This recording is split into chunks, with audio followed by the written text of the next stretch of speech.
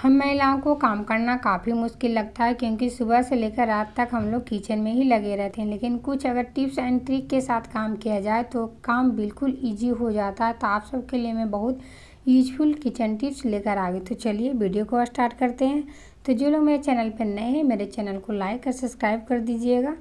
तो मेरा पहला टिप्स है, इस तरह का चम्मच को लेकर है। देखिए इस तरह से हम कोई बर्तन में चम्मच को रखते हैं तो ये गिर जाता है। हम कोई बैटर वगैरह बनाते हैं तो इस तरह से गिर जाता है तो ये क्या होता है, चम्मच में लग जाता है। तो हमें एक रबड़ बैंड लेना है। रबड़ बैंड को इस तरह से हमें लगा लेना है और लगाने के बाद देखिए इस तरह से आप रखिएगा कोई बर्तन में, तो ये क्या होंगे, इस तरह से चम्मच बिल्कुल नहीं गिरेंगे। देखिए बहुत आसानी से अटक जाता है।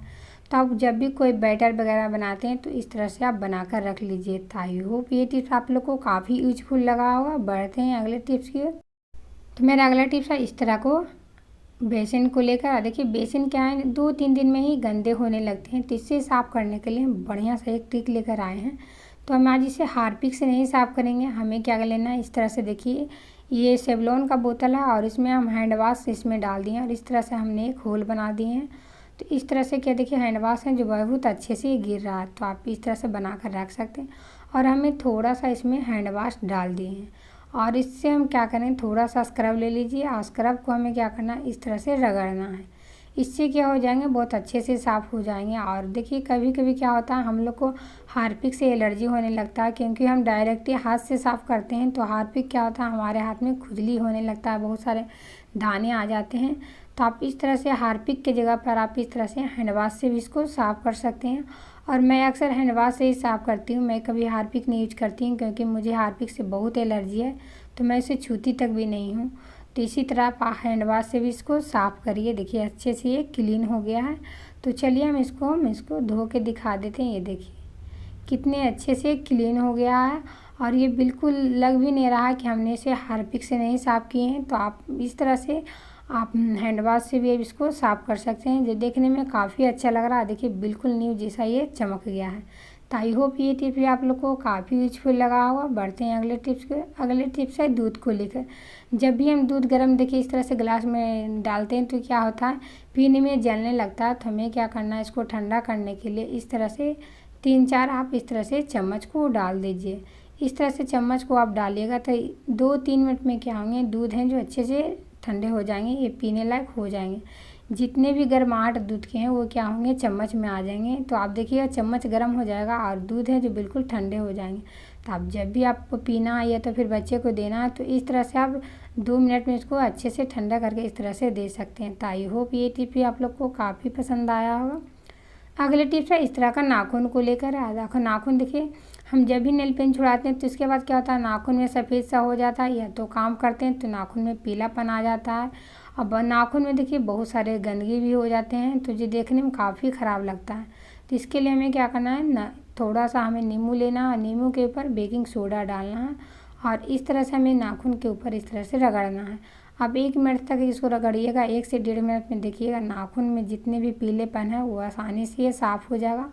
और इस तरह से हम नाखून को करेंगे तो इससे क्या होंगे, नाखून भी हैं जो अच्छे से क्लीन हो जाएंगे।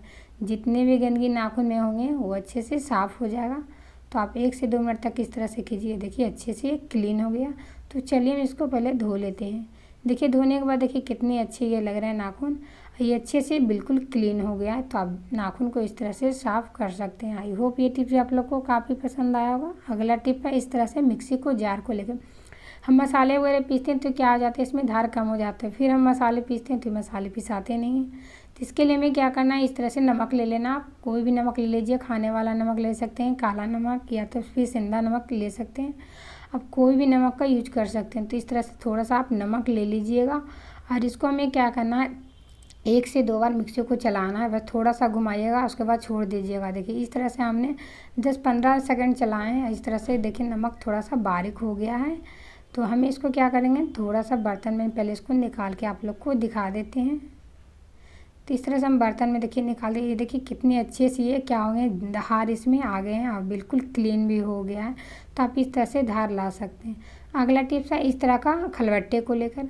हम खलबट्टे में कोई चीज़ इस तरह से क्या होते हैं चूरते हैं तो ये बहुत आवाज़ करता है, तो ये अच्छा नहीं लगता हम लोग को। तो इसके लिए क्या करें, आप कोई पुराना सॉक्स ले लीजिए और सॉक्स को देखिए हमने काट कर इसको यूज किए हैं। थोड़ा इतना बचा हुआ है तो हम इसी को ले लिए हैं, क्योंकि हमारे जो खलबट्टे हैं ये छोटे हैं, ज़्यादा बड़े नहीं हैं, तो इसमें हमारे खलबट्टे बहुत आसानी से आ जाएंगे।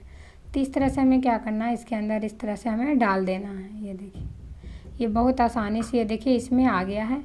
और ये जो इसका तली वो अच्छे से ये फिट भी हो गया है। तो इस तरह से देखिए हमने डाल दिए हैं, और देखने में भी काफ़ी अच्छा लग रहा है। आप जितना मर्जी उतना इसमें चूर सकते हैं, आप जो भी चूरना चाहते हैं, लहसुन अदरक। तो इस तरह से आप बना कर रख लीजिए। और देखिए देखने में भी काफ़ी अच्छे लग रहे हैं, ये बिल्कुल आवाज़ भी नहीं करेंगे। तो आई होप ये टिप भी आप लोग को काफ़ी पसंद आया होगा। बढ़ते हैं अगले टिप्स के। मेरा अगला टिप्स है आलू को लेकर। आलू देखिए कभी कभी हम काटते हैं तो ज़्यादा कट जाता है, लेकिन हम इसको रखते हैं तो क्या हो जाता है, आलू में कालापन आ जाता है। तो इसके लिए हमें क्या करना है, 1 चम्मच के करीब हमें इसमें नमक डाल देना है। इस तरह से आप नमक डाल दीजिए, इससे क्या होगा, आलू में कालापन बिल्कुल नहीं आएगा। और अगर आप सब्ज़ी बनाना चाहते हैं तो सब्ज़ी बनाने से पहले 5 मिनट इस तरह से नमक इसमें डाल दीजिए, इससे क्या होंगे, सब्ज़ी ज़्यादा टेस्टी बनता है। तो आप इसे ज़रूर ट्राई करिएगा। बढ़ते हैं अगले टिप्स पे। अगले टिप्स है इस तरह का गोभी को लेकर। हम मार्केट वगैरह जाते हैं तो क्या होते हैं, 3-4 गोभियाँ ले आते हैं, इस तरह से 2-3। तो हम इतना सारा गोभी एक दिन में तो बना नहीं पाते हैं। तो इसको हम स्टोर करने के लिए क्या करेंगे, पहले इसमें देखिए बहुत सारे छोटे छोटे कीड़े होते हैं, तो हम इसको कीड़े को निकालना होगा। क्योंकि हम इसी तरह से अगर छोड़ देंगे तो इसमें बहुत सारे कीड़े आव हो जाएंगे, क्योंकि गोभी में कीड़े पनपते भी हैं और थोड़ा बहुत रहते भी हैं, तो ये बहुत जल्दी बढ़ जाते हैं। तो इसके लिए हमें क्या करना है, पहले गैस को हमें देखिए जला लिए हैं। और हमें क्या करना है ना, लो कर देना इसका फ्लेम। और हमें एक झंझरे लेना और झंझरे के ऊपर इस तरह से आप गोभी को रख दीजिए। इस तरह से 15 से 20 सेकंड तक इसको रहने दीजिए। इस तरह से फिर उठाइए, और फिर क्या करना है, इसी तरह से देखिए कीड़े हैं जो एक निकल गए हैं, इसी तरह से फिर रखना है। इसी तरह से 15-20 सेकंड में इसको उठाते रहिए और इस तरह से रखते रहिए। इससे क्या है, हमारे गोभी हैं जो बिल्कुल नहीं जलेंगे और इसमें गर्माहट सा आ जाएगा। तब गोभी में गर्माहट आएगा तो इसके वजह से क्या होंगे, अंदर से जो कीड़े होंगे वो बाहर आ जाएंगे गर्माहट की वजह से। इससे हमारे गोभी भी नहीं जलेंगे और कीड़े भी आसानी से आ जाएंगे। तो जितने भी आप गोभी को रखना चाहते हैं, इस तरह से आप इस तरह से 1 मिनट तक इसको कीजिए, और इसमें जितने भी कीड़े हैं वो आसानी से देखिए निकल जाएंगे। गोभी हैं जो देखिए बिल्कुल नहीं जले हैं, तो आप इस तरह से कीड़े को निकाल दीजिए पहले।